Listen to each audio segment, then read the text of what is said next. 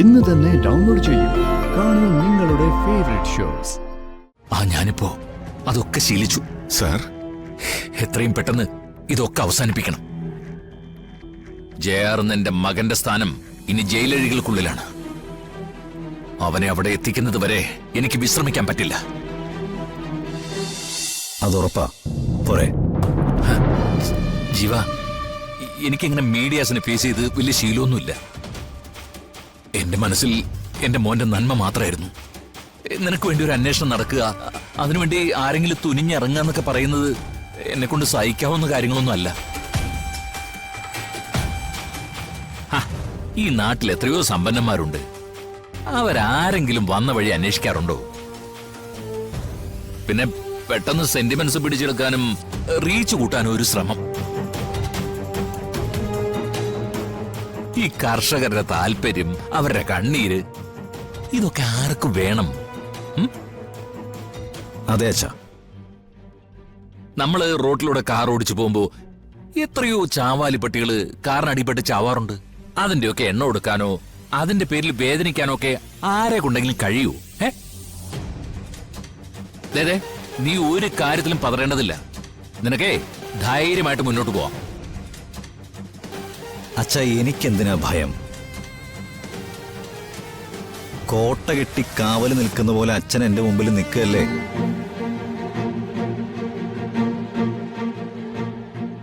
സത്യത്തിൽ ഇന്നെന്നെ അച്ഛൻ രക്ഷിച്ചെടുത്ത രീതി കണ്ടപ്പോ ഒരു മകൻ എന്ന നിലയിൽ എനിക്കിതേ അഭിമാനം തോന്നി.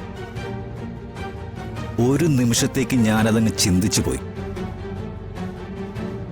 കഷ്ടകാലത്തിന് എനിക്കെതിരെ നിൽക്കാൻ അച്ഛന് തോന്നിയില്ലല്ലോ.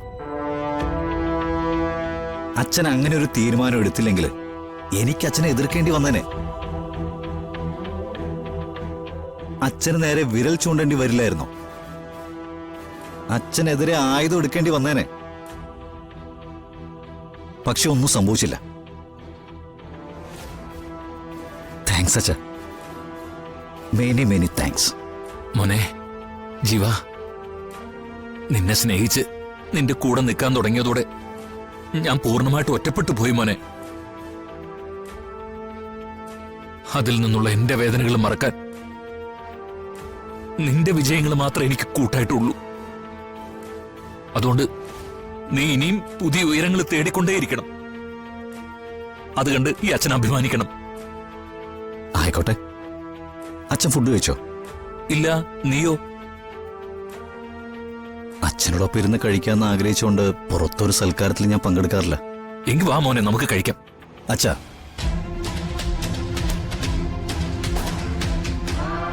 ഞാൻ എന്ത് ആപത്തിപ്പെട്ടാലും അച്ഛൻ കൂടെ തന്നെ ഉണ്ടാവുമല്ലോ അല്ലേ?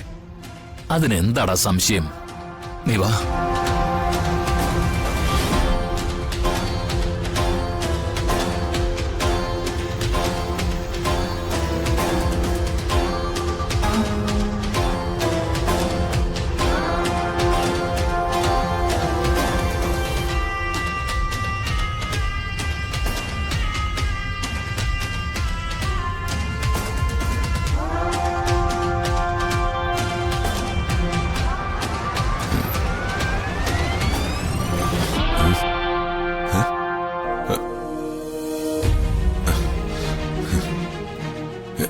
എന്നാ സാർ?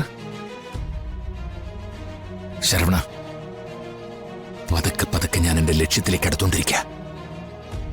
ഇന്ന് ജെആറിന്റെ ഓഫീസ് വെച്ച് നടന്ന മീഡിയ കോൺഫറൻസ് അതവനൊട്ടും പ്രതീക്ഷിക്കാത്ത. അച്ഛന്റെ കരുത്തുറ്റ വാചകങ്ങൾ അവനെ രക്ഷിച്ചു എന്ന വിശ്വാസത്തിലാണ് അവനിരിക്കുന്നത്. പക്ഷെ നീ നോയിക്കോ, നാളെ മുതൽ അവനെതിരെയുള്ള അന്വേഷണങ്ങൾക്ക് വേഗത കൂടും. പല പല ചോദ്യങ്ങൾക്കും അധികാരത്തിലിരിക്കുന്നവർക്ക് ഉത്തരം കണ്ടെത്തി പറ്റൂ.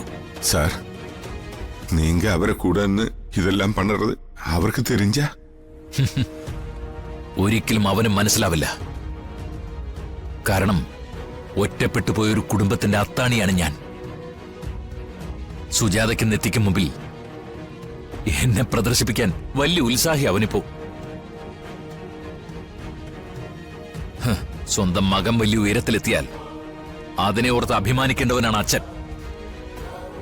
പക്ഷേ സ്വന്തം കുടുംബം ഇല്ലാതാക്കി ഒരുപാട് പേരുടെ സ്വപ്നങ്ങളും ഇല്ലാതാക്കിയവനോട് ഇതല്ലാതെ വേറെ വഴിയില്ല. സാർ, ജയാർ കിட்ட പണം ഇருக்கு, അവർക്ക് നിറയെ ആൾക്കാർ ഇருக்கு. എന്നെ അന്വേഷണം വന്നാലും അതെല്ലാം അവരെ പണത്താലെ മറികടക്കും സാർ. ഒരു ഭാഗത്ത് നിന്ന് ഹരി, മറുഭാഗത്ത് നിന്ന് അവന്റെ കൂടെ നിന്ന ഞാൻ.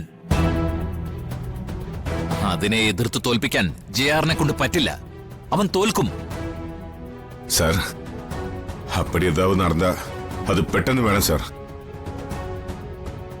അമ്മാവ എന്ന നിലമേല് എന്നാലെ പാക്ക മുടിയാത് സാർ. എനിക്കും നല്ല സങ്കടമുണ്ട്. സുജാത വിവാഹം കഴിച്ച അന്ന് മുതൽ ഒരിക്കൽ പോലും ഞാൻ അയാളോട് പിണങ്ങിയിരുന്നിട്ടില്ല.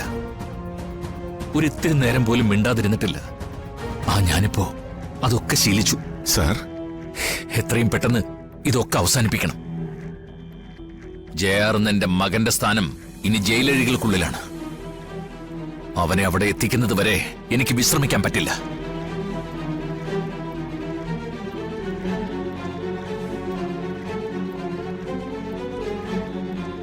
ശരവണ, എന്റെ ദൗത്യങ്ങൾ ഞാൻ പൂർത്തിയാക്കുമ്പോൾ നീ വേണം സുജാതയോടെല്ലാം തുറന്നു പറയാൻ. ഞാനും തന്നെ ആൾക്കാരെ കാത്തിട്ടിരിക്കേ സാർ. നമ്മ കുടുംബത്തിൽ നിന്നും അന്ത ജയാർ മട്ടും പോയ നമ്മ ഫാമിലി സ്വർഗമായിരുന്നു സാർ. സ്വർഗം. കൂടുതൽ നേരം നമുക്കിനി സംസാരിക്കണ്ട. നീ കിടന്നു. ചെല്ലുങ്ങ. തൂക്കമേ പേടിച്ച്.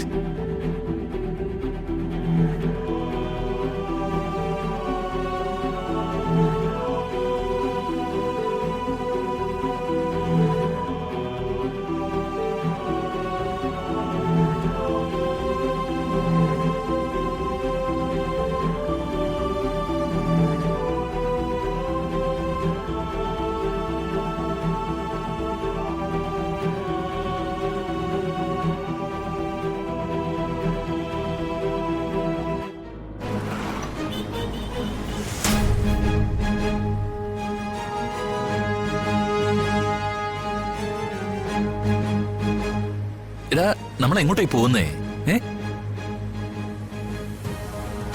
ജീവ, എടാ നമ്മൾ എങ്ങോട്ടായി പോകുന്നെന്ന്? അച്ഛാ, നമുക്കേ ഒരു പ്രോപ്പർട്ടി കാണണം.